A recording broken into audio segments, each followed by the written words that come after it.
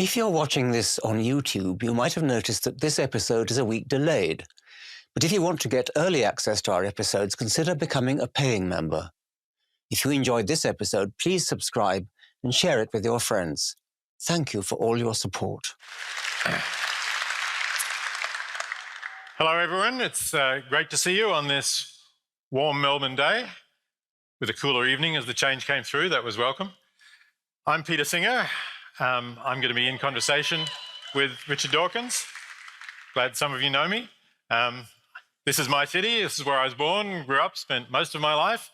I am now a professor of bioethics at Princeton University, but I've switched to doing that only half-time, which is why I'm here at this time of year. And as many of you will know, I'm the author of a book called Animal Liberation. Thank you.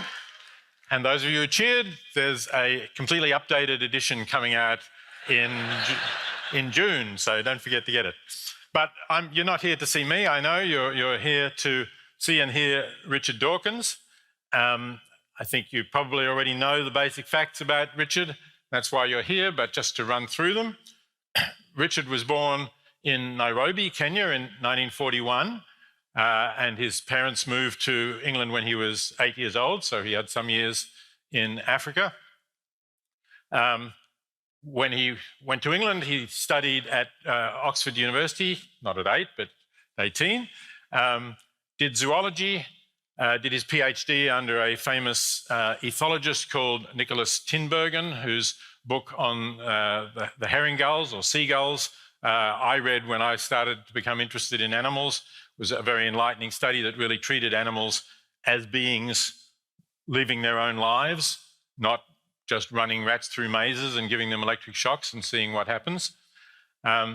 So he studied zoology. He became a professor briefly at the University of California, Berkeley, and then went back to Oxford, where he was a fellow at New College, and became internationally known in 1976 with the publication of The Selfish Gene, a wonderful book that we'll be talking about, and went on to have a really illustrious career writing a whole string of books. I'm particularly fond of The Blind Watchmaker, which came out 10 years later in 1986, and other books we're going to be talking about, The Devil's Chaplain, mostly about evolution, The River Out of Eden, Climbing Mount Improbable, really spreading information about evolution and its significance, and its significance in developing a view of the world without God. And that led to the writing of The God Delusion, which perhaps is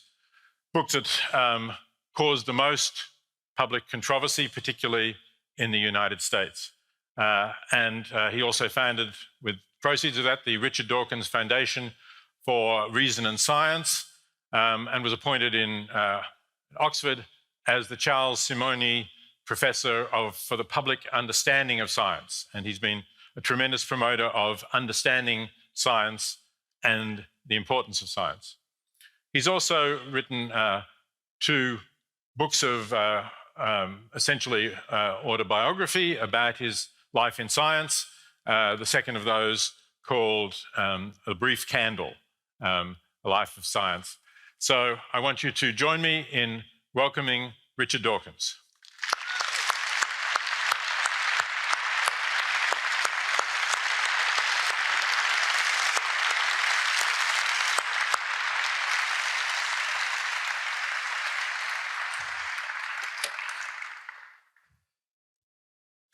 Wonderful to see you here, Richard, and, thank you, sir. Welcome to Melbourne. Let's get straight into it. As I just said in introducing you, I first came across your work with The Selfish Gene. So I think is a really wonderful book, and got me thinking about evolution in a way that I hadn't before, because I had perhaps somewhat naively thought, for example, that things develop because they help our species to survive. Oh, right. Yes, a terrible mistake, I know, but, I was a naive young person then.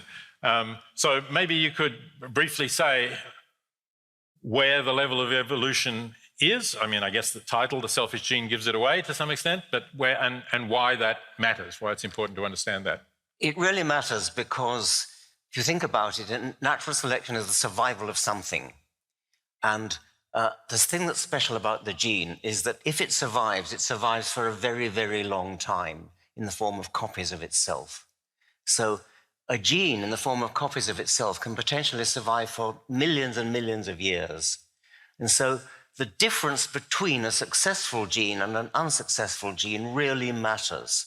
The difference between a successful individual or a successful group or a successful species doesn't matter in the same sense because it's going to die anyway. The thing about a gene is that you come back a million years later and some of them have made it through and some of them haven't. So that's the significance of why the gene is the unit of selection. And so, you gasped when I said I thought that selection was for the benefit of the species. Maybe you could briefly say why that's wrong. We know that it's wrong. I understand why it's wrong now, but... Well, because it's a very tempting error because, of course, you talk about reproduction. Can we have the lights a little bit more because it's nice to see the audience? Yes. Great, thanks. It's tempting to think that reproduction is often called perpetuation of the species, and so you think of it. But natural selection doesn't choose between species. Species is not the kind of thing that work to preserve themselves. If you look at an animal and you say, what's its wing for? What's its teeth for? What's its tail for? You can give a kind of teleological answer to that. You can say it's about survival of something or other. It's not about the survival of the species. Nobody would ever say the tail of a squirrel is there to preserve the species of squirrels.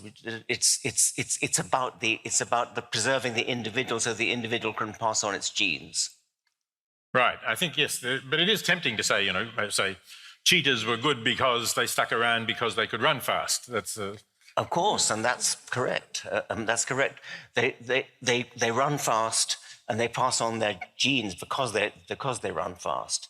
But you don't want to say the species cheetah survived because it runs fast, because that's not the level at which natural selection acts. Right. Okay. So soon after the book appeared, there was some criticism, and some of it that I saw, perhaps because it was by a philosopher, Mary Midgley, focused on the title and claimed that the title was misleading because although we can be selfish, humans can be selfish, maybe some non-human animals can be selfish, but you have to be an agent. You have to have intentions in some way. You have to prefer your own interests, so your child eats all the ice cream that was meant for your child and the friends, and you say, don't be selfish, your friend should get some ice cream too. But genes don't have intentions like that, and they can't choose between eating all the ice cream or not eating all the ice cream, or whatever the equivalent is for a gene. So what's your response to the idea that it's misleading to say that genes are selfish or not selfish? Well, Mary Midgley focused on the title because that's all she read. She confessed that later to Ulrika Segerstraler, who wrote a book about it. And it's very clear because the very opening words of her critique were, Dawkins' main thesis is that humans are selfish. It had nothing to do with humans. I didn't write about humans at all. She assumed I must be writing about humans. And I wasn't. I wasn't interested. I'm not interested in humans, actually. Yes. And as for the thing, she said something like, genes can no more be selfish than biscuits can be teleological. It was, a bit of sort of rhetoric like that. A philosopher of all people should know that you use language in a special way. And I was using the language of selfishness in a special way. When I said just now that the gene is the unit of selection as opposed to the species, the selfish gene was about that. It's saying if you want to talk about the level at which selection acts, let's use the word selfish for the entity in the hierarchy of life which works to preserve itself, the selfish entity. It could be the selfish elephant, it could be the selfish oak tree, it could be the selfish species. It could be the selfish individual. None of those work. The one level at which it works is the selfish gene.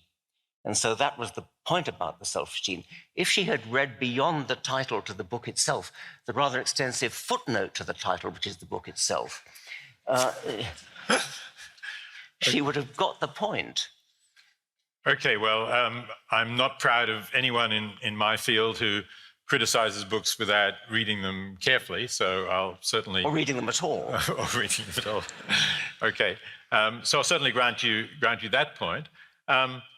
Still,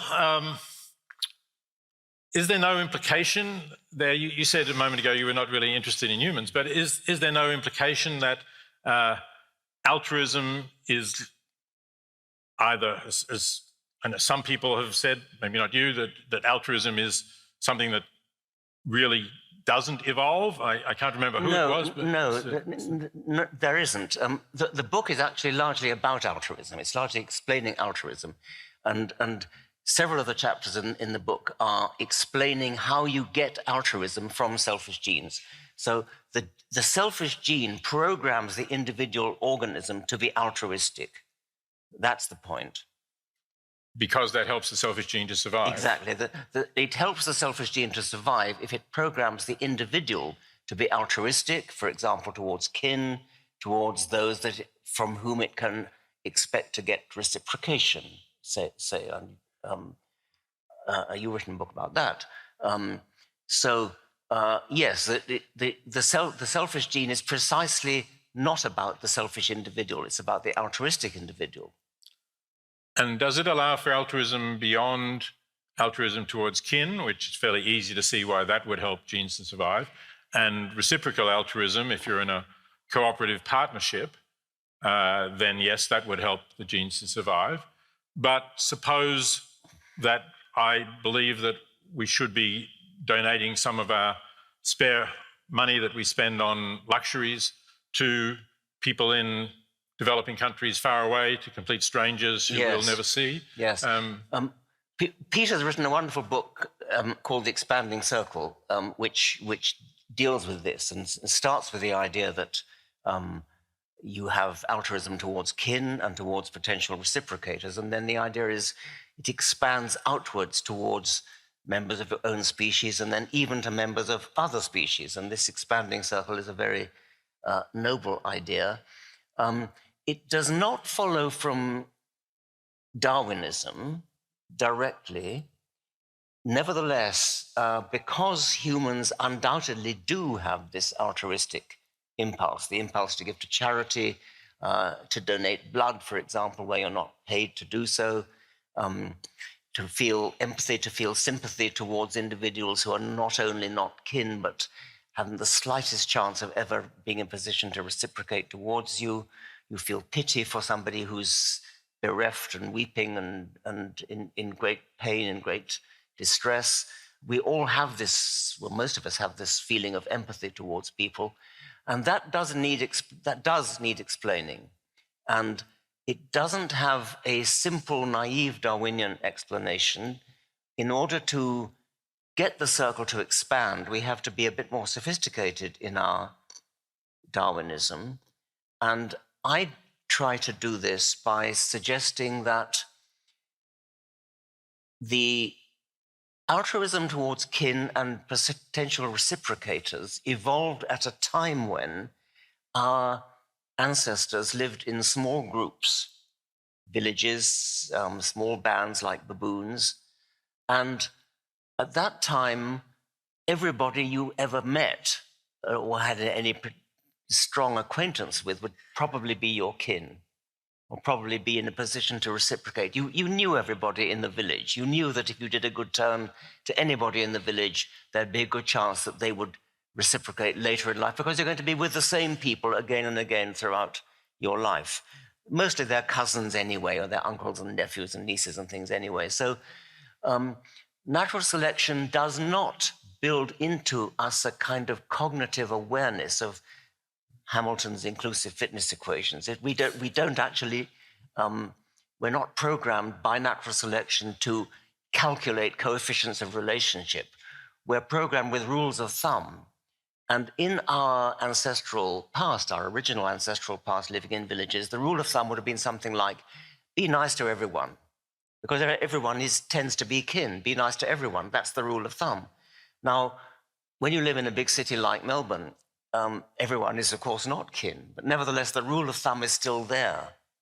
I liken it to the rule of thumb of sexual lust, where obviously the Darwinian function of sexual lust is procreation. And in a state of nature where there's no contraception, copulation tends to lead to reproduction. And so the rule of thumb is enjoy sex, and that works in a state of nature. It no longer works because we all use contraception. But nevertheless, the rule of thumb is still there. We still have sexual lust. In the same way, we still have a lust to be nice, dating from the primitive past when the rule of thumb worked from a Darwinian point of view. So that's how I explain the expanding circle. And I have no difficulty in generalizing from that to other species, because once again, the rule of thumb builds into our brains a tendency to feel empathetic towards creatures who are evidently in distress or suffering, that kind of thing. Yes, I can understand that explanation, and I'm sure that it is a part of the truth. But, and again, perhaps this is because I'm approaching it from philosophy more than evolutionary science. But I think that our reason plays a role as well. I think clearly we evolved a capacity to reason, and no doubt that conferred advantages on those who could reason better, or the genes that produced reasoning therefore survived. But I think that once we can reason, then we can understand certain things. So we can understand that I would be miserable if I were not getting enough to eat, or I would be miserable if I was watching my child die from malaria. And then I understand that there are people elsewhere in the world, complete strangers to me, who are also hungry and unhappy because of that, or whose children die from malaria and they're unhappy with that. And I feel that that matters. It's not just that I happened to have this desire, but that I would somehow be wrong if I ignored that and overlooked it. And if I didn't give some weight to the fact that their interests are like my interests, there's no really relevant difference. I'm taking imagining myself as taking a larger point of view. And I think that helps us to develop an ethic that is, to a degree, obviously not perfectly by any means, but to a degree impartial in recognizing concerns for others. And particularly, of course, we talk about universal human rights and equality of all humans. You mentioned animals a moment ago, and I'm going to come back to that later on. But at least at that level, I do think that our reasoning is playing a role. I agree with that, and I mean, it's not for nothing, Peter. I've described you as the most moral man in the world, and I mean, not only moral, but understand why you're moral. And this is what moral philosophers do, and I'm very glad that that's what moral philosophers do. I'm very glad we've got moral philosophers. And when I think like a moral philosopher, I agree with you. It's not a Darwinian explanation, though. It's a rational explanation. Mm-hmm. It's when we apply our reason to moral questions, and we have things like the golden rule, which you then generalize.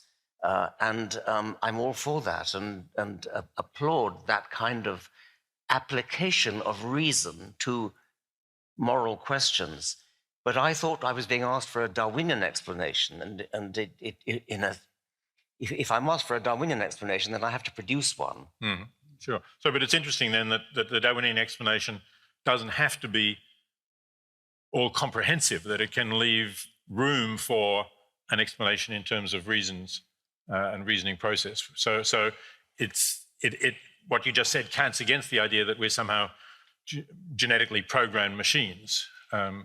Yes, I think I put it's all of a piece with the question like, what's a Darwinian explanation for doing mathematics, doing philosophy, doing art, doing music? These are all things which don't have any obvious Darwinian survival value, and they're part of a the product of what you get when a big brain is produced by natural selection for no doubt mundane purposes of survival, gene survival. And then lo and behold, it turns out to be big enough to have emergent properties like the ability to do mathematics and the ability to do moral philosophy. Yes, I think mathematics is a really interesting example because no doubt there are survival reasons why you want to be able to count the number of tigers who went into the bush and the number of tigers who came out and work out there's still a tiger there. But just from that capacity and to get to higher mathematics seems quite extraordinary. And you just sort of wonder, what's going on? How is it we stumble into this kind of realm of numbers and then we start having all of these complicated theorems? Yeah, it's quite clear that there's massive emergence in the human brain, which just does things which in no easily understood sense contribute to survival, but nevertheless, having a big brain contributes to survival. And then it turned out to be big enough to do relativity and quantum theory, as well as just counting tigers. Right. Okay, so let's talk a little bit about religion and some of your views on that. I understand that you said that you had a fairly conventional Christian upbringing, that you were a Christian until sometime in your teens. And one of the reasons why you're a Christian was that you thought that there needed to be an explanation of what appeared to be the way everything fitted together in nature, the design, in other words, of nature, until you encountered a Darwinian explanation, which you thought actually then was superior, and that led to your belief in Christianity falling away. Is that roughly right? Yes, I mean, I suppose before that I would have been a Christian because I was a child. As St. Paul said, when I was a child, I thought as a child, I spake as a child, and so on. When I became a man, I put away childish things. Not in the sense that St. Paul did. Well, no, okay. But it's true that by the time I reached the age of about 15, I had a residue, not so much of Christianity as of a sort of deistic belief in some kind of the need for some sort of a creator. No, more than deistic, actually. I mean, a creator who put together, who designed living things. And you're right that then when I discovered Darwinism and understood it, that pulled away the last vestiges of religious belief.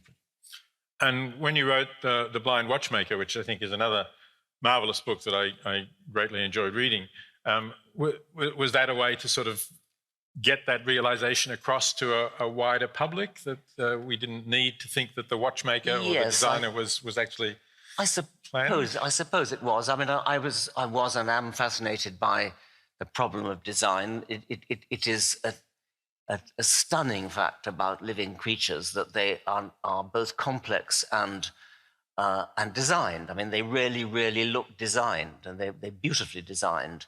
And so it's easy to see how anybody would, before Darwin came along, would have been tempted to think that they were designed. I tell an anecdote at the beginning of The Blind Watchmaker about how I was having dinner in my college in Oxford, New College, with a very distinguished philosopher. I didn't mention him in the book, but it was in fact A.J. Ayer. And he said, I think I said something like, I found it hard to imagine being an atheist before Darwin. And he said, why? Hume managed it all right. So I said, well, how did Hume explain the evident design, apparent design of living things? And he said, well, why does it need explaining? So I sort of almost wrote the book as a reply to Freddie Ayer. And actually, much later, about 20 years later, he said, we again met at dinner, and he said, just read your book, The Blind Watchmaker. Glad to have inspired it, he said. Oh, right. Okay, yes. I knew Ayer as well. I attended some of his classes when I was... I didn't mention him by name, but he recognized the anecdote. Oh, I see. Right, even the book, yes. Yes, very good. Okay, so... What was your encounter with him?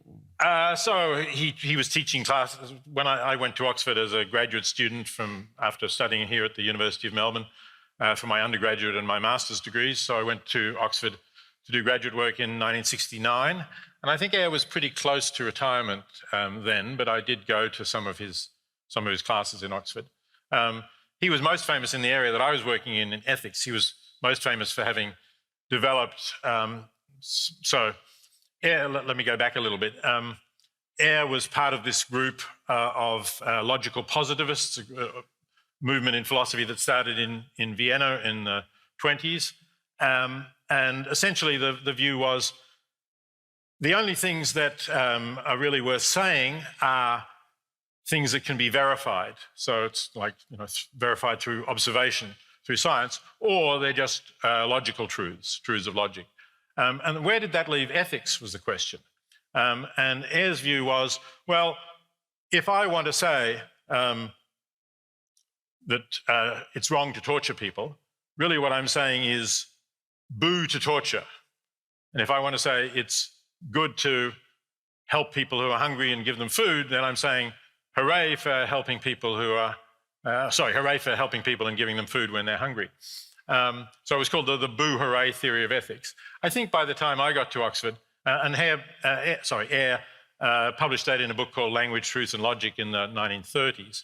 By the time I got to Oxford, it was a somewhat more sophisticated view, but it was still basically along those lines.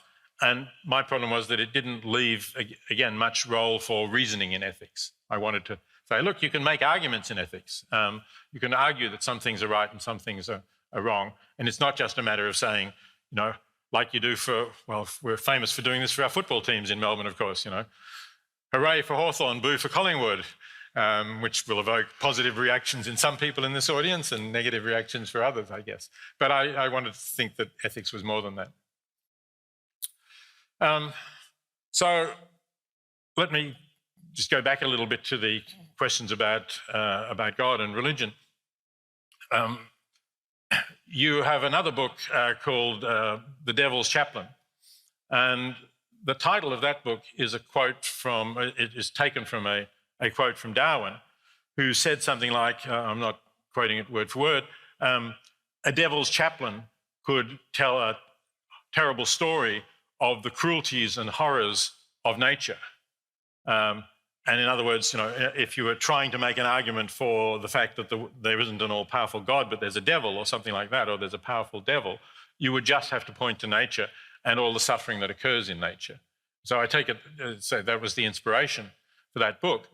But I find that really interesting because it relates to the argument, which for me is the most powerful argument against the existence of God.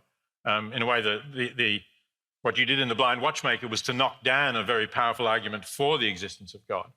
But to me, the most powerful argument against the existence of God is the argument from evil.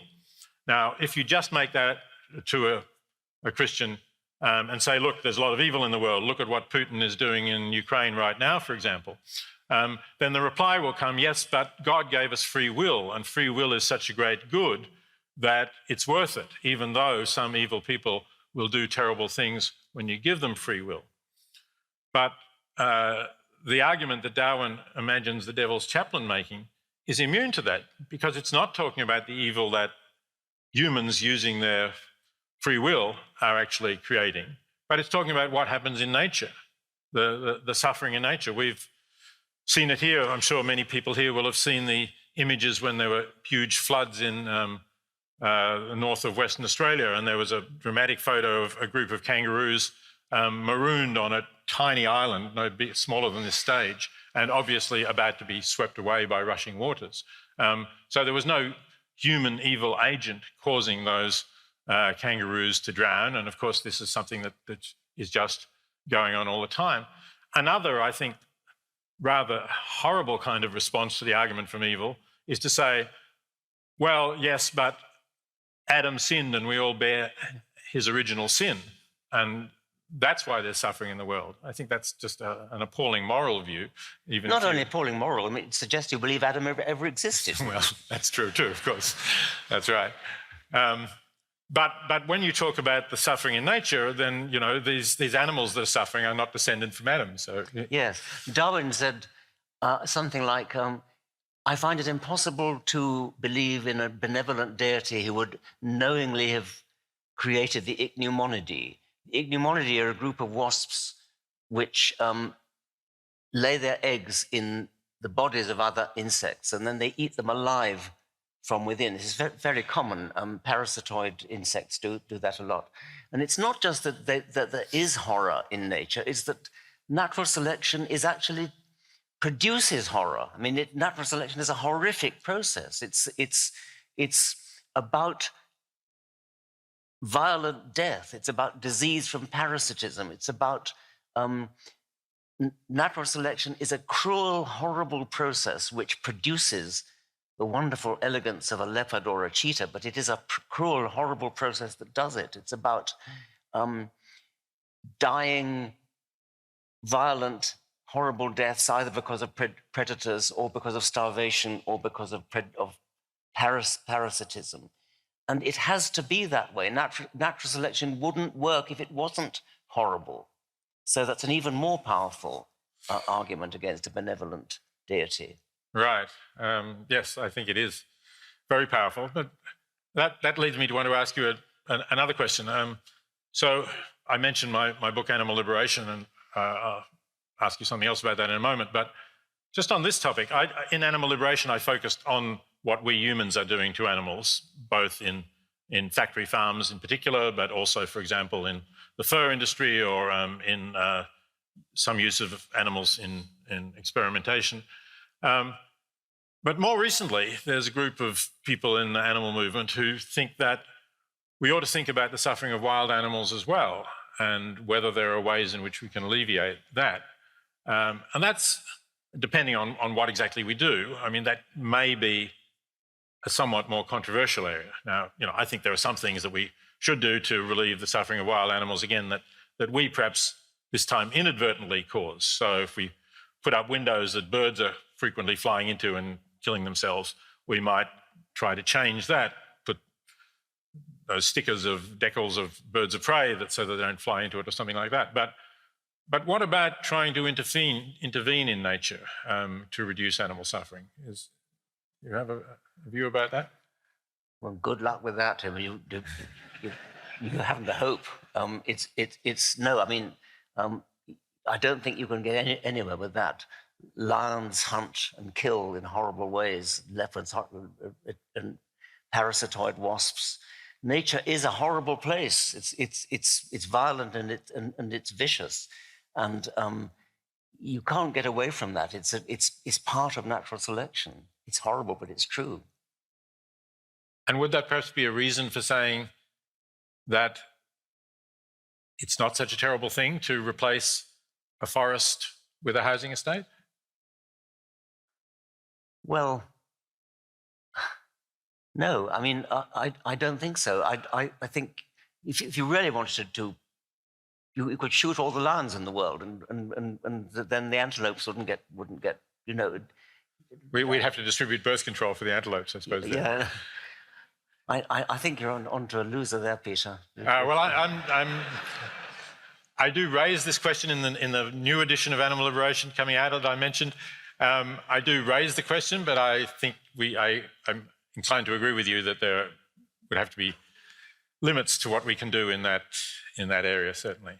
I would like to see very loud fireworks banned, because they actually cause enormous amount of distress. Right. I mean, that's an easy thing to do. They don't need great big bangs. Okay, yeah, I think there are some easy things, and we can put tunnels under freeways so that animals don't cross them and get hit. But in general, you go to the South American jungle and everything is eating everything else, and that's what natural selection is about. Darwin was right about that. Right. He tried to mitigate it by saying the end is swift and merciful, but it's not. It's not always. No. Okay. Right. I want to come back to the God delusion briefly. We haven't really mentioned that. And I'm curious as to what you thought of the reaction in the United States. I know the book sold hugely there, and you spoke there. And as I've lived quite a lot now, both in Australia and the United States, and I was 4 years in England when I was in Oxford. Did you find a very different reaction in the United States to what you had in England, or what you would receive here? In a sort of obvious way, I suppose so. It's true that the United States is a much more religious country. I found, oddly enough, that when I toured with the God Delusion in the Deep South, which is much more biblically fundamentalist, there I got very large enthusiastic audiences. And you can imagine why, because there are the beleaguered non-believers in the South who turn out in their thousands when somebody like me turns up.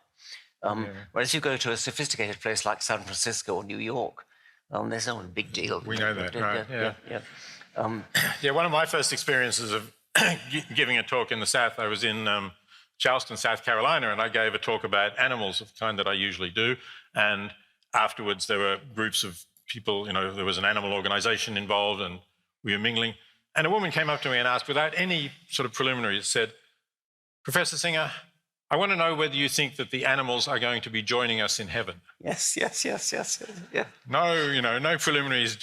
Are you a theist? Do you believe in heaven? Just the assumption. Yes. And she was somewhat taken aback when I said no, because we're not going to be there either. Yeah. Good. So just a couple more questions. You've also been, I think, accused of taking a sort of a scientific viewpoint, if you like. Now, I know that you have, for 13 years, you held a chair for the public understanding of science, and you set up this foundation for reason and science. But some people have pushed back and said, well, it's all very well for science to explain the material world out there, but there are things that science can't explain, isn't able to explain. And depending on how philosophically sophisticated they are, or what they want to talk about, they may talk about things that I think we would dismiss, maybe ghosts or phenomena like that. But they may be talking about the phenomenon of consciousness, for instance. We've already talked a little bit about values. They may come into it too. Do you think, is there any area that science is not going to be able to fully explain? Well, that's a very interesting question. I think first thing I would say is, if science can't explain it, nothing can, but maybe nothing can. I certainly don't think that any kind of, if you take consciousness, for example, which admittedly that's very difficult, and I don't think science has really made much inroads into explaining consciousness, and that's profoundly important, interesting question. But vitalism is not going to explain it either. So I think I stick my neck out far enough to say consciousness must have a physical explanation of some kind. It may be that the human intellect is not big enough to solve that problem, although it's done pretty well on very profoundly difficult problems like quantum theory. I think that there may well be problems that are so difficult that the human intellect cannot solve them. And in a way, it's remarkable what the human intellect can do.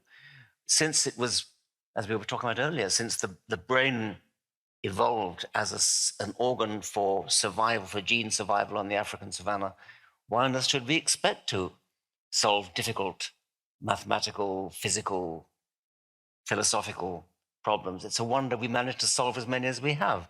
And there may be deep problems, and consciousness may be one, that are beyond the human capacity to understand. Maybe elsewhere in the universe there are superhuman, not supernatural, but superhuman beings, which must have evolved by some sort of Darwinian process, I think, stick my neck out and say. Maybe they can understand them, but maybe we can't. Maybe that we will never understand them. But if we can't understand them, if science can't understand them, then certainly theologians can't, and certainly, I dare to say, philosophers can't. Yeah, I wasn't pushing for the theologians, but I was wondering about the philosophers. Do you think that we will ever get artificial intelligence that is conscious? Well, again, I think I would have to commit myself to saying that since I'm I am a physicalist. I believe there's nothing beyond physical stuff in the brain, and we're conscious. At least I am, and I presume you are too, and everybody else is too. Not solipsist. You know the Russell story about solipsism. He got a letter from a woman who said, "Dear Lord Russell, I'm so pleased to hear you're a solipsist. There are so few of us around these days." Right. So how do I get into that? We're talking about lots of artificial intelligence. Yes. I'm a physicalist. I believe that there has to be a physical explanation for how the brain does it, and therefore, in principle, it should be possible to simulate that in silica.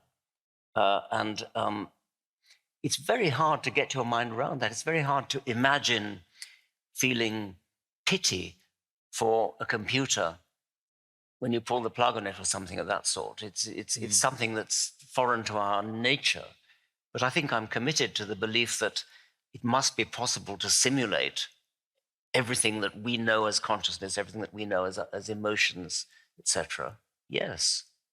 Right. And I guess the other question then is, will we be able to tell, given that we have chatbots now that simulate this, but we have no reason to believe that they're conscious, because when we understand how they're programmed, that doesn't seem to involve something like that. No, I know.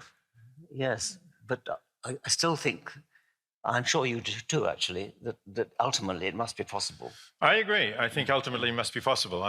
As I say, I wonder how we will know, how we will get there. How we'll ever know. Yeah, yes. But that is what we've produced. Because the simulation could be so perfect. Yeah. And I think that's the point about solipsism as well, that the only person you really know is conscious is yourself. And, yes. And so you argue by analogy, and you say, well, you come into being in the same kind of process as everybody else, and so they must be conscious too. And that doesn't bother us as a general, living in the world. We assume that all the people we're talking to are conscious. But with artificial intelligence, we will get to the point where it should bother us. Yes. Are we treating this being appropriately or not? Because if it is conscious, I think then it ought to be treated in a way that, as with animals, has concern for its interests. And if it's not, there's no interest to be concerned with. Yes. Yeah. And I would then like to move on to some of these questions about animals. And just by way of preliminary, I think we first came into contact in the early 1990s when I was working with an Italian thinker about animals called Paolo Cavalieri on what we initially thought we were going to call the Chimpanzee Project. And the idea of the Chimpanzee Project was something like this. I had written Animal Liberation at this point 15 to 20 years earlier. It had got some attention, but essentially it hadn't achieved what I wanted it to, that is to awaken people at the very least to the terrible things we do to animals in factory farms and get them to stop eating them. So Paolo Cavalieri came up with the idea that said, look, let's focus on those animals who are closest to us and who we're not actually eating, but who we can most closely relate to. And she suggested initially chimpanzees. And maybe in that way we can bridge this huge gulf between humans and animals. All humans are equal, we say. Animals are not equal. All humans have human rights. Animals don't have rights. That kind of enormous divide that people saw as separating humans from animals, we wanted to bridge. So we had this idea of collecting essays from people who might be sympathetic to that for a book called The Chimpanzee Project. And we wrote to you, and you firstly were sympathetic and was willing to write. And secondly, you suggested, why stop at chimpanzees? I don't know if you remember this correspondence, but you said, well, for example, there are bonobos, there are gorillas, there are orangutans. They also, whatever you want to talk about capacities, the way their cognitive capacities, the close relationships they form with their kin and their group would apply to those. Well, perhaps not so much to orangutans who are more solitary. So anyway, we ended up calling it the Great Ape Project. And you contributed an essay called Gaps in the Mind, which was against the discontinuous way of thinking about humans and animals that I just mentioned. This is this great gulf between them. And you illustrated this with something that I've always remembered. And it went like this. You imagined a human, a girl, standing on the coast of Africa, I think you said in Somalia, holding her mother in her right hand, let's say facing this way south, and holding her mother's hand, and her mother was holding her mother, so the first one's grandmother, and on and on and on through, all back through the generations, until you got to the point at which you had got to the common ancestor of humans and chimpanzees, the great ape that we are most closely related to. And you estimated, allowing about a yard per person, that might take about 300 miles. You would get into Kenya, but not as far as Mount Kenya, I think you wrote. And then you imagine this ancestress and great, whatever, grandmother of us. In her other hand, she had the sister of the girl from whom we humans were descended. And so these siblings were facing each other, but then that one had her daughter and so on. So you had first cousins, second cousins, all the way down until the line stretched back to the modern chimpanzee. And when you think about that and all of those gradual differences going on, then I think it does become very hard to think that humans have rights. You know, there's some point in this series of gradual differences that humans have rights and animals don't have rights. So that was, I really still appreciate that you supported that project. Then we didn't have much contact for quite a while, but in 2009, you were making a program, or the BBC was making a program with you called The Genius of Darwin. And I was in Princeton at the time, and you were going to be in New York, and they asked if we could, if they could film an interview, a discussion that we had. So we had this discussion, which you can still see, although the BBC Genius of Darwin only took short cuts of it, as you'd expect, but the full 40-odd minutes interview is still on YouTube. It's filmed somewhere near the World Trade Center, which at that time had not been fully rebuilt. But so we're in this big skyscraper with a distant view of New York. I watched it this afternoon. Oh, did you? You had a look at it. Yeah, it's good, actually. Yeah, it's good.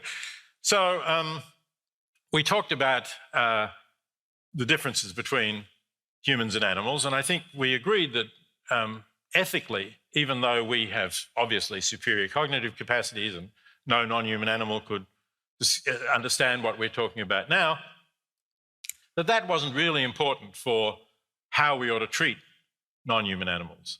And that question that, Bentham asked this question back at the end of the 18th century. He said, the question is not can they reason nor can they talk, but can they suffer?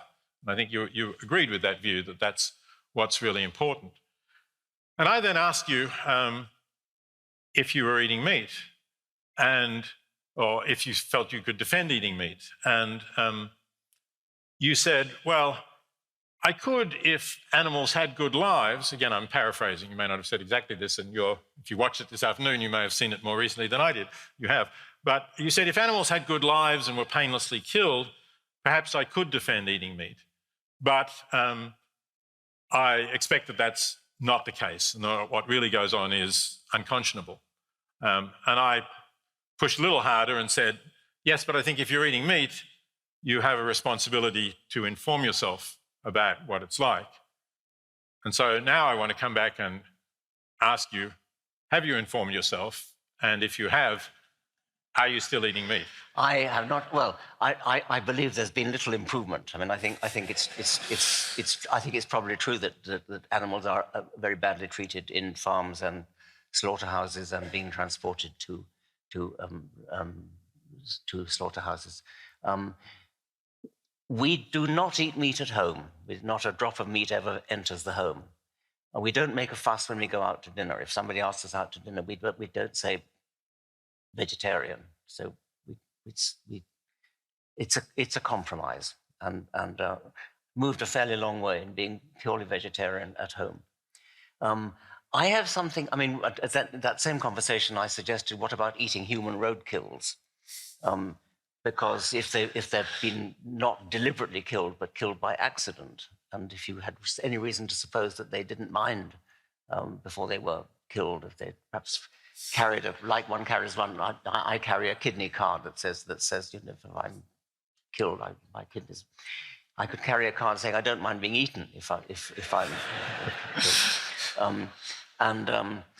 And I think we realised then that what remains is a kind of yuck factor and a sort of taboo against cannibalism, which is very deeply ingrained in us. And I think I pay more respect to this slippery slope argument than you do, perhaps. I think that there really is a strong case for avoiding slippery slopes. And so something like, even if it's very hard to think of an actual moral objection to eating humans, I wouldn't do it, partly for yuck reasons and partly for slippery slope reasons. I do have what I think is an interesting point I'd like to put to you. Firstly, on the Bentham quotation, the question is not can they reason, can they think, but can they suffer? It's also, are they related to us? That's also irrelevant. It doesn't matter if they're closely related to us. If octopuses are capable of feeling pain, then that's what matters. Can they suffer? That's what matters. It doesn't matter that they are exceedingly unrelated to us. And so it's not... the thing that's important about great apes should not be just that they're close to us in terms of kinship to us, which they are, but also whether they can suffer. Now, the additional argument which I want to put to you is this. If you ask yourself the Darwinian question, what is pain for? Why has natural selection built into our nervous system, built into our brains, the capacity to feel pain? And the answer is, of course, it's a warning to the animal, don't do that again. If you have just done something which causes bodily injury to you, physical trauma to your body, then that causes pain. That also increases your probability of dying. And so it's a warning to the animal, do not repeat. Whatever you've just done, do not repeat it if it causes pain. That's what pain is for. Now, that's uncontroversial, I suggest. In fact, I believe you could probably, by artificial selection, breed a race of animals that enjoyed pain. But that's a separate issue. Now, here's the argument I want to put to you. If pain is a warning, don't do that again, you might ask the question, well, why did it have to be so damn painful? Why couldn't the brain just have a little red flag that pops up that says... Right, like your self-driving car, doesn't it? Yeah, or even, yes, exactly. Not fully self-driving, but yes, lane deviation. Don't do that again. Yeah. Well, possibly the answer to that is that the brain might rebel. There might be a kind of conflict between wanting sex and wanting food and wanting to avoid danger and so on. So that's why it has to be painful. But now comes the interesting point. An animal which is less intelligent, less capable of reason, the things that Bentham mentions, actually might need more pain in order to be deterred from doing whatever is injurious to itself. A very intelligent animal, like a human, might well require less pain. And therefore, it could be that so-called lower animals, animals that are less capable of reason and thought, might actually be more capable of feeling pain. In other words, the equation which we have unconsciously taken up, which is that it's okay to be unkind to animals because, after all, they can't really think, they probably don't really feel pain. They probably feel more pain because they need to feel more pain in order to be deterred from doing whatever it is that they've just doing. The equivalent of the little red flag that pops up. It might actually need to be more painful if the animal is less capable of ratiocination?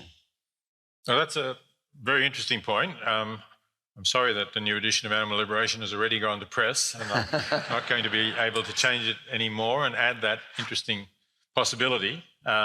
Because yes, I mean, it certainly does seem to be something that might have worked that way.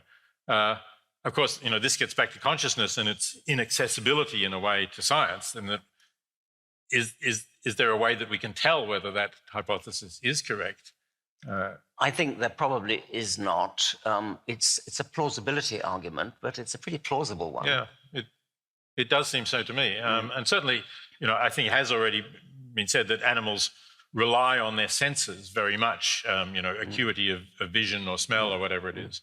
So at very least, we should give them the benefit of the doubt anyway. I think that's a very good point, yes. Thank you very much for that. I think we are at about the point where we should be moving to questions. So there is a microphone up there in the back of this central block. So if you would like to ask a question, you would make your way up there, and we will have about half an hour for questions. Please do not make statements. This is not an occasion for giving us a speech about your point of view. It's for asking a short, sharp question, please. So I would suggest questions to Peter as well as me, if I may. Thank you. That's if you wish to ask a question to me. I think it's primarily your evening, so I'm expecting the questions to be mainly for you. But if somebody has one for me, I'll take it. Thank you.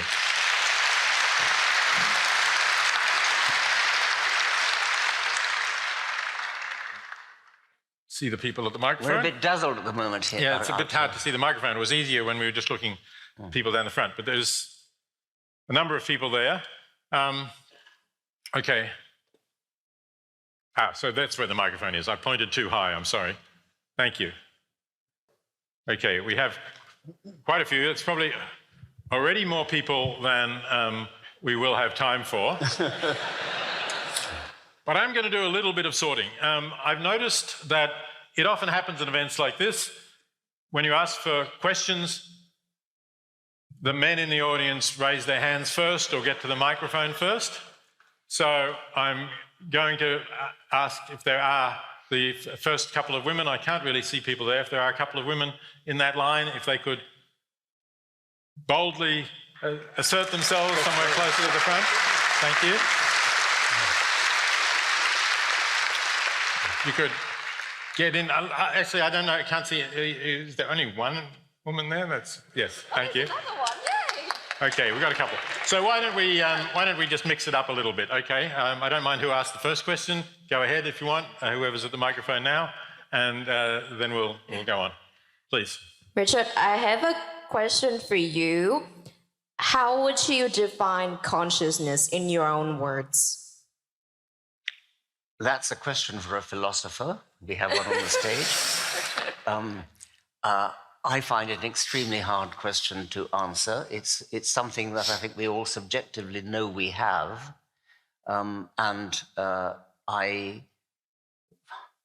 Feeling of self-awareness, the feeling that personal identity, the feeling that it's me, that's uniquely me, that goes back to when I first became capable of remembering anything. I don't have a philosophically sophisticated answer to that question. I think we each of us know inside ourselves what it means to be conscious, but I can't offer you an actual verbal definition, I think.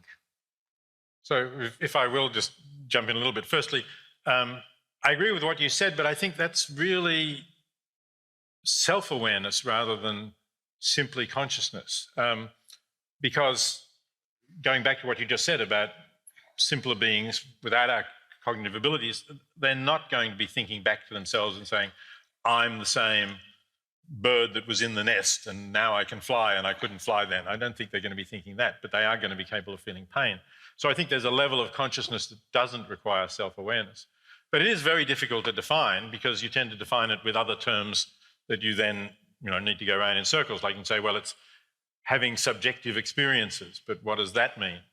The philosopher Tom Nagel wrote an article called "What Is It Like to Be a Bat?" in which he tried to ask what it might be like to be a creature using sonar rather than vision.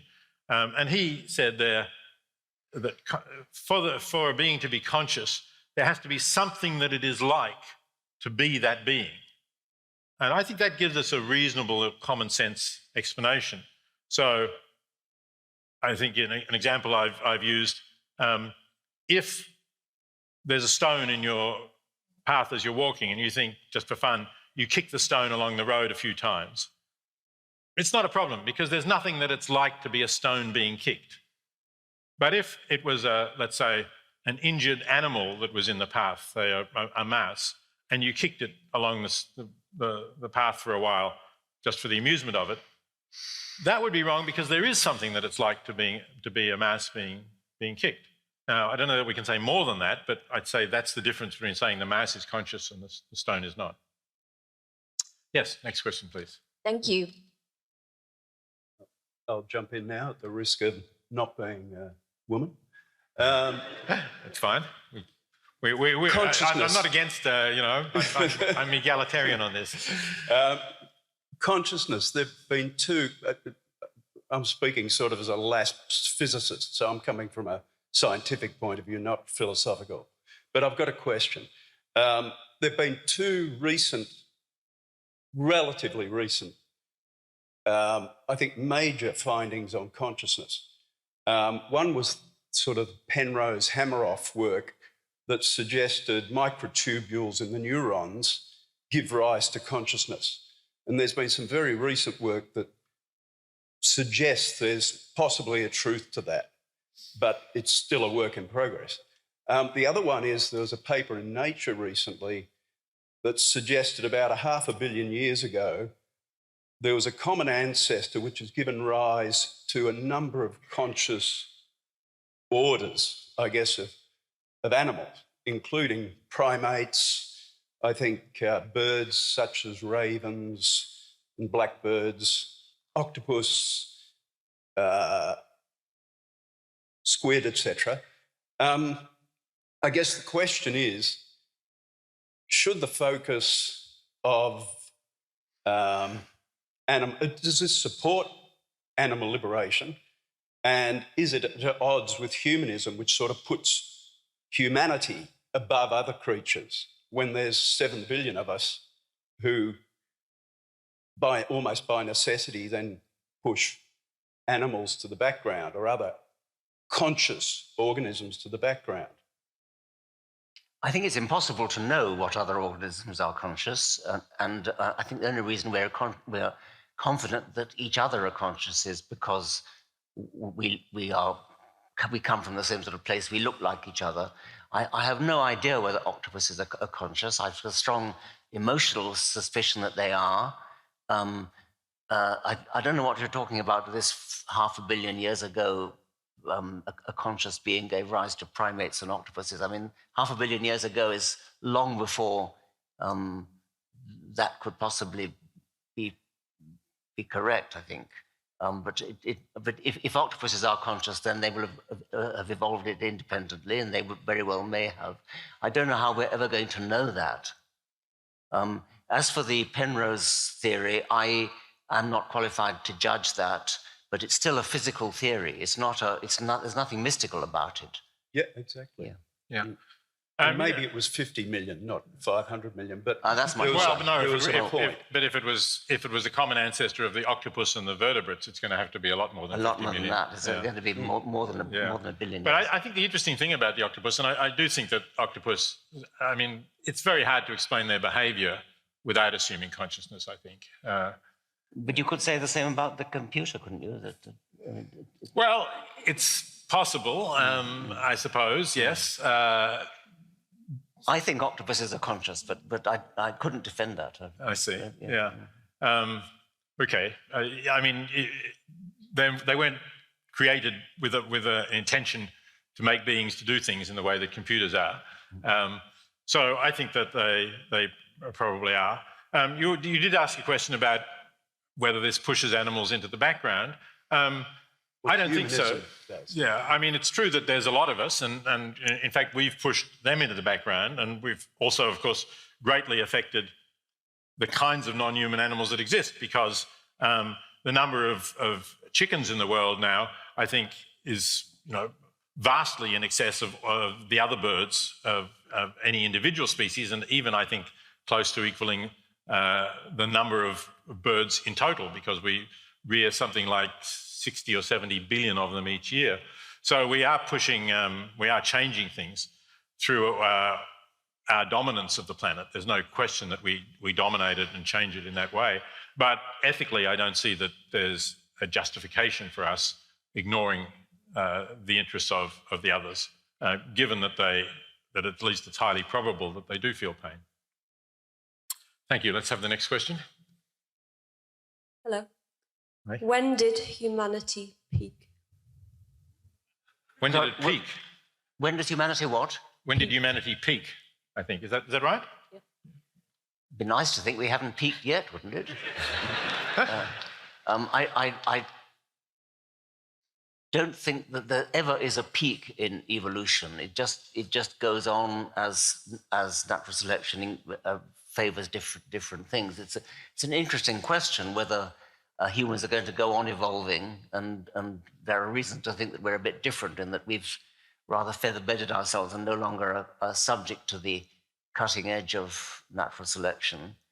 So it may be that we're not going to evolve any bigger brains, for example. If you look at our fossil history for the last 3 million years, the most dominant feature is the increase in brain size, very dramatic.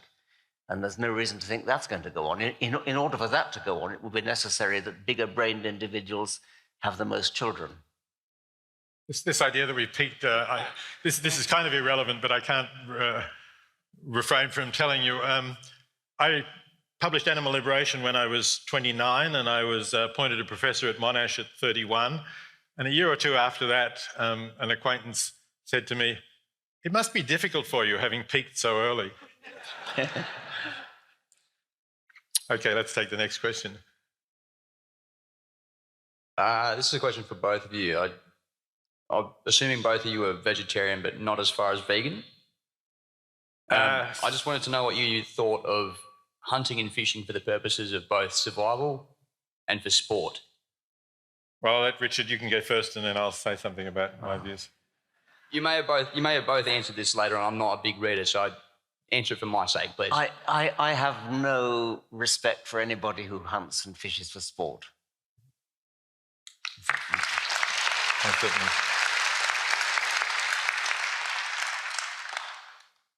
And I think Richard explained that he's a vegetarian at home, but not always when eating out. And I think that's a big step to take, and I appreciate that you have taken that step. I think that that's important, because that's a great amount of your support for what we do to animals in intensive farms and slaughterhouses is taken away when you don't buy them to consume at home.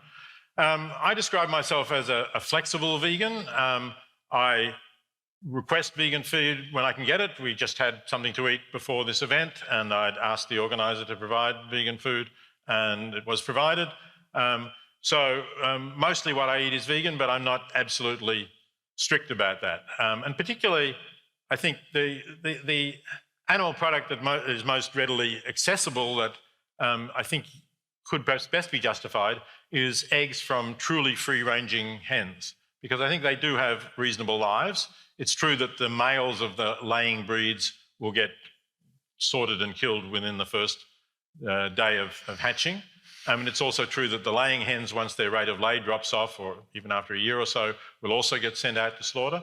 But still, you could say, well, they get to run around the grass, they have a good life, they're protected and fed, and that's not too bad. And here in Victoria, I know we do actually have pretty good labelling systems, and we have free-range eggs, and some of the boxes will even tell you how many hens per hectare they're running, and basically... I've actually been a chicken catcher before for a free-range farm. It's not as glamorous as you might think. Okay. Well, I'll have to watch that then myself. But I think, you'd probably agree that some are better than others, or... They're all heinous as far as I'm concerned. They're all... Okay. All right. So anyway, I do think that it's better to avoid animal products, to be confident that you're not supporting suffering, and you've just given another reason why it's difficult to be confident about that without being fully vegan. But I also, respect people who've taken serious steps along the way, because I would rather have, I would rather, let's say, that half the population did what Richard is doing than have 10% of the population being completely vegan, because I think that would, there would be more animal suffering continuing if 10% of the population were vegan, but everybody else was eating meat all the time. Yes, let's take the next question. Hi.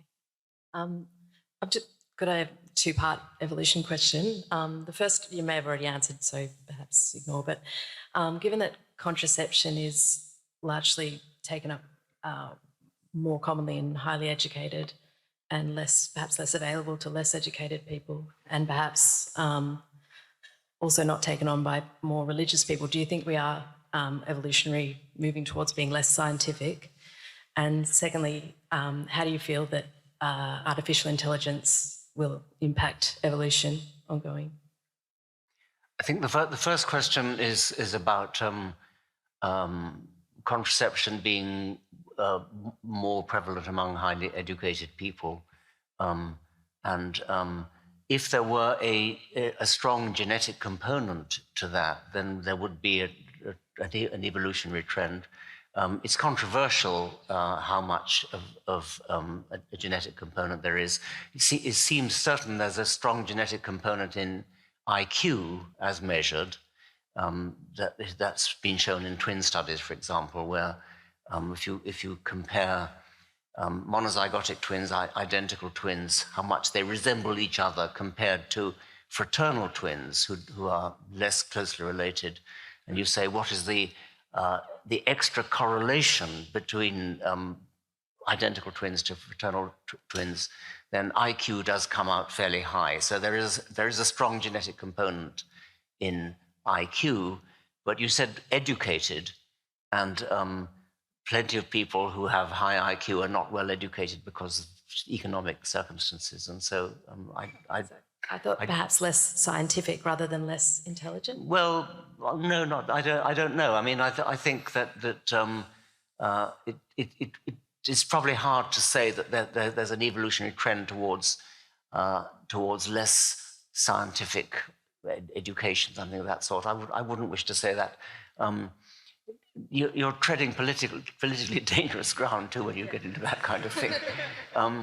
The other question was about what artificial intelligence was it? Yeah, how do you think artificial intelligence might impact evolution? Well, humans specifically. It could be that if say in 1,000 years our descendants look back, it could be that there will be a strong tendency for humans to have electronic components built into their bodies. Instead of carrying your iPhone around, it'll be built into your head, and you control it with thought rather than with your fingers. So there could be a sort of merging of technology with biology. I'm not sure I would want to call that evolution, because it's no longer genetic evolution. It would be a cultural evolution, and this is getting into science fiction, which I love, by the way, but it is a fictional speculation. But it may not be fictional all that long, right? I mean, there are people working on this. Elon Musk was working on one of these programs that got in the news recently because he was using monkeys and rather experiments that they were not being well looked after. But it's possible, and I have to say, I wouldn't mind having some of my memory implanted in a chip that I had ready access to. So long as nobody else has access to it. That is an interesting question. Could be hacked into. Good, thank you. Next question. Good evening, Richard. It's an honor to be in this room with you. I'm Iranian. I was born a Muslim. Thanks to you and Christopher Hitchens, I'm an atheist now. And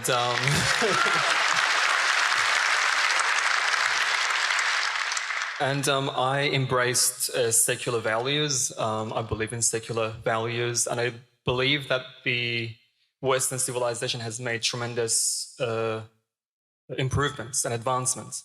However, unfortunately, listening to people like Douglas Murray and Jordan Peterson, they believe that we should go back to the way things were, to traditional Christian values, because of the new forms of religions in forms of identity politics and tribalism that's being formed today.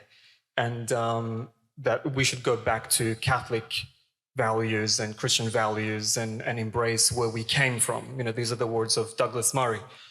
I don't agree with that. I believe that we should move beyond what we are doing at the moment. But I really wanted to get your perspective on this, and I highly value your judgment. Yes, I think it would be a great pity if we thought that in order to improve things, we had to go back to Christian values. As you say, there are much better ways of doing things than that. We should govern our lives by moral philosophy, actually, rather than traditional religious values. I even suggested we should intelligently design our morals and our ethics rather than derive them from some traditional holy book. Well, goodness, heavens above, let's not do that. Think about the holy books that are on offer. The Old Testament and the Quran would be an appalling idea to base things on that. I'm delighted to hear your story from Iran, and I hear other stories similarly from other Islamic countries. Peter mentioned that the God delusion had sold very well in America. That's true, but I can also say that an illicit Arabic translation of the God delusion has sold 13 million, not sold, has been downloaded 13 million times as a PDF in Arabic. And this is not paid for. This is a free PDF. My foundation, the Richard Dawkins Foundation for Reason and Science, is now actually translating my books, The God Delusion and others, into Arabic, Farsi, Urdu, and Indonesian, to try to, and again for free download as PDFs, and that project is flourishing at the moment. We're having large numbers of PDFs downloaded in those Islamic countries. Very good. Thank you. Next question. Hello. I am a woman, and it's not because I have a magical inner feeling that tells me that I am. But my question today would be, following on, I guess, from the previous questions. You've talked a lot about, I guess, religion, and we know there's a bit of a tension between religion and science and scientific reason. I was wondering whether you felt that there was some degree of tension between scientific reason and political ideologies on both the left and the right. I know from my experience, people have been very resistant when I tried to explain, for example, the role of genetics in personality and aggression because of obviously the political tension associated with that idea. I was wondering whether you recognized that that was a phenomenon and how we might get past that in explaining science to people. So tension between scientific and political beliefs. Sorry, my bad. The microphone's too. I'm a shorty. Yeah. So tension between, I guess, like what the science tells us, which is, for example, that our genes have a strong influence on our personalities and our tendency to be aggressive, and that is, I think, politically inconvenient, particularly for people on the left, which might explain why there was such a strong response to a book titled The Selfish Gene that this philosopher didn't even bother to read. Well, I am aware that there has been there was a political pushback against the selfish gene. Again, I think because it was misunderstood as being an advocacy of selfishness. If there were some scientific reason for pessimism, if there were some scientific reason for believing that humans were innately selfish, which I don't think necessarily, then my feeling would be that it would be all the more reason to educate people to rebel against their genetic heritage. If there was a genetic tendency to be selfish, to be violent, to be aggressive, then I would wish to see that overcome by education, and it would be a political decision to implement such an educational program. I have often said that Darwinism is such a horrible idea, although it's true, and we mustn't shy away from the fact that it's true. Insofar as we study Darwinism, it should be as a lesson in how not to organize society rather than in how to organize society. And societies which have aspired to be organized on Darwinistic lines have been appalling societies in which to live.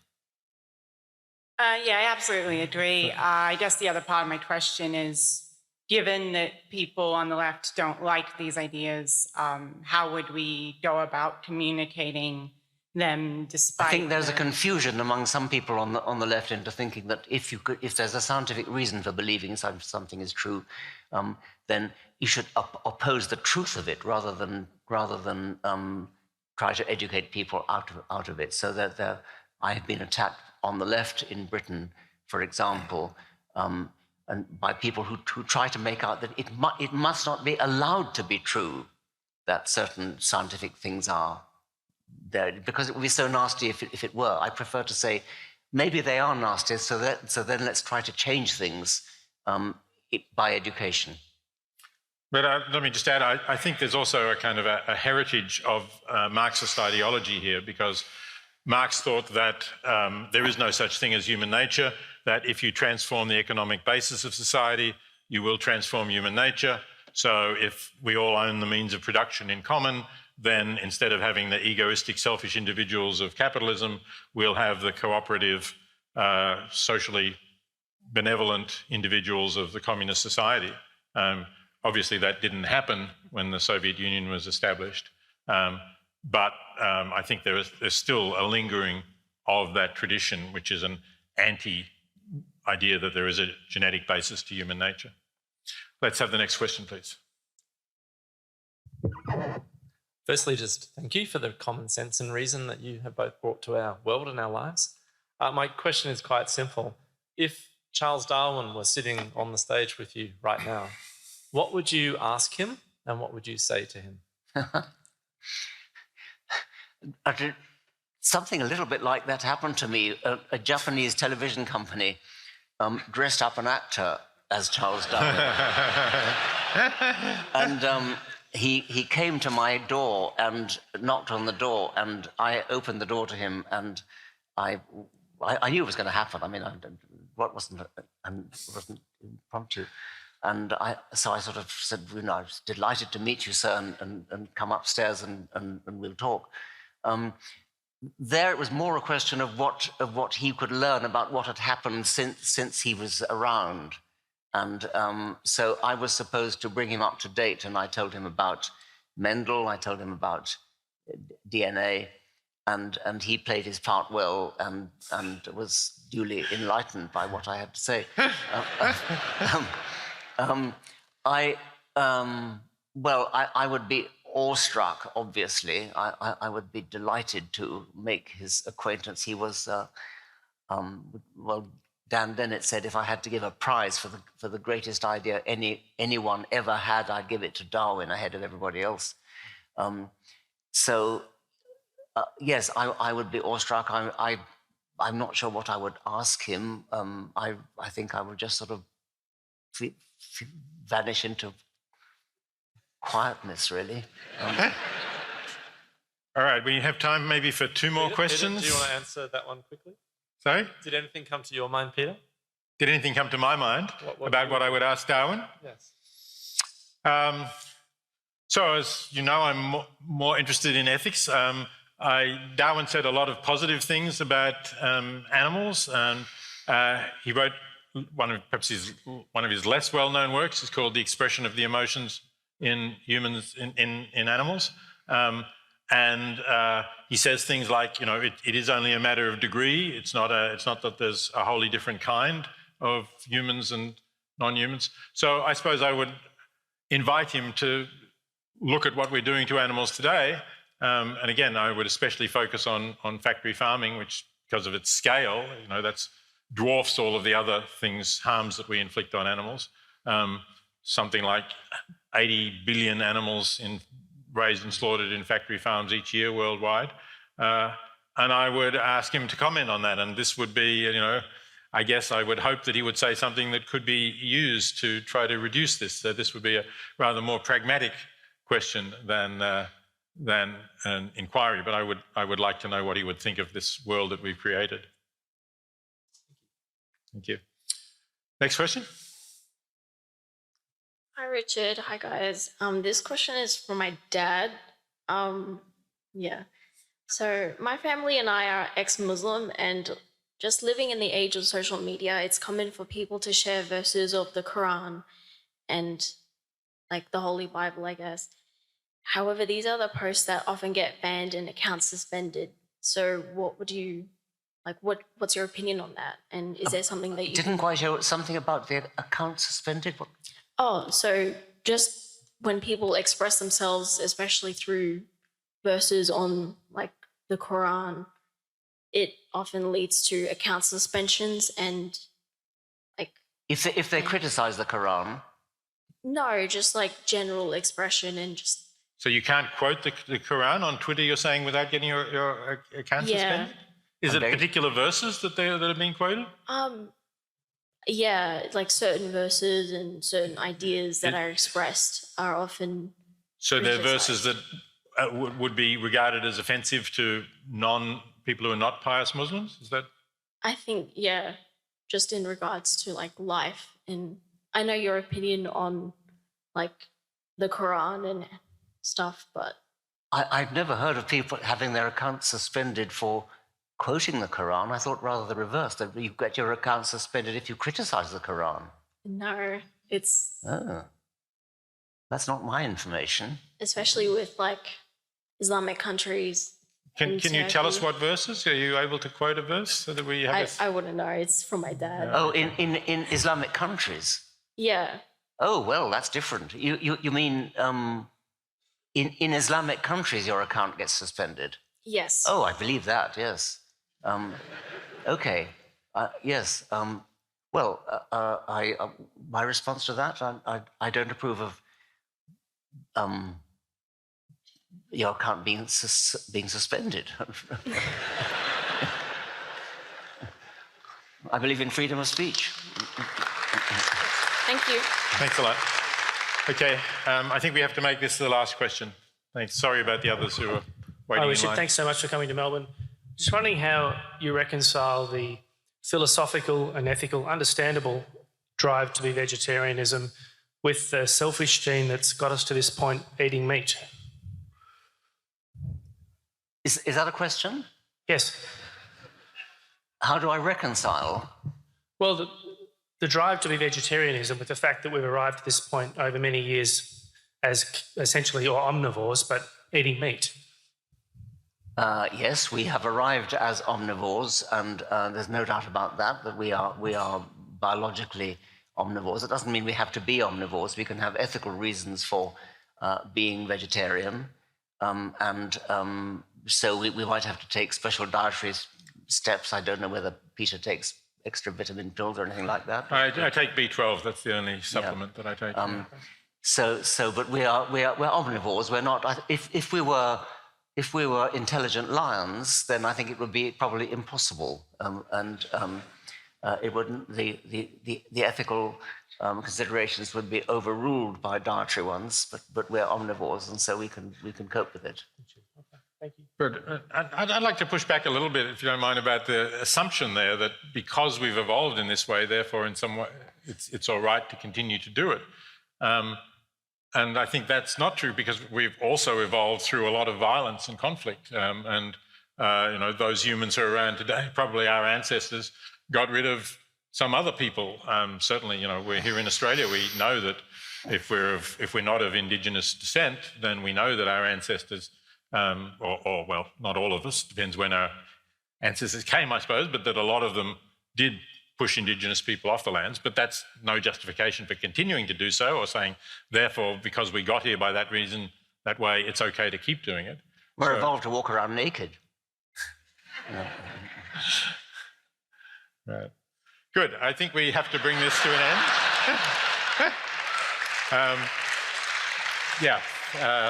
Thanks very much, Richard.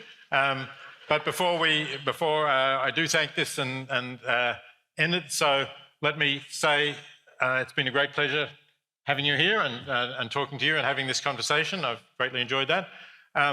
Some of you have bought VIP tickets. I want to remind you that you get a chance to mingle or have books signed or something like that after the event closes, so you will be shown where to go. And for the rest of you, thanks a lot for coming, making this event such a successful one. Thanks for all of those who got to ask questions. Apologies for those who didn't. And have a good rest of the evening. Thank you.